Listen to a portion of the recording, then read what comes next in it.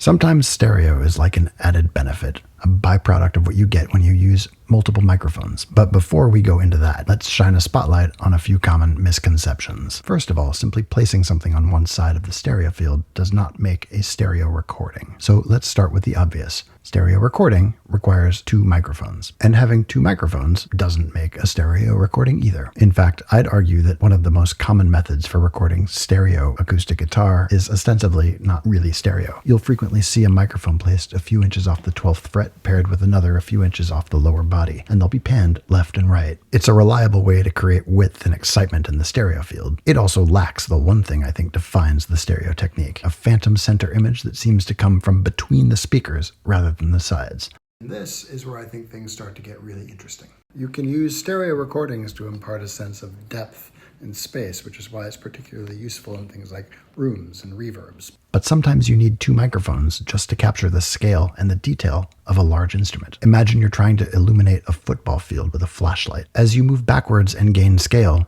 you lose brilliance.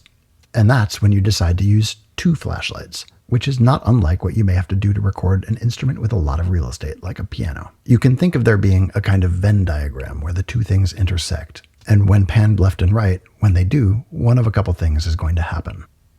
They'll merge constructively, creating a phantom center image, or they'll merge destructively, and that's going to create some problems in a mono mix. But where there's little or no overlap, think back to our stereo-ish guitar. It has the collateral benefit of a very wide stereo image that collapses beautifully to mono, and a massive perk, a big hole in the middle, and that's where you might put a focal point in your mix. Now, there's a lot of BS around here, and I don't sell tips or tricks videos because they're not our style, but I will tell you one thing that I promise you is true.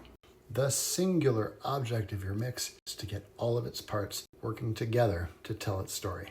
And the choice of recording in mono or stereo or placing a mono item in the stereo field is a big part of that endeavor. We're trying to make a school here for people who want to get their questions answered. It's a place for the scientists, it's a place for the artists, and we need your help. If you're not following us already, hit that button, then like this post and share it with someone who belongs in a Beat Kitchen class.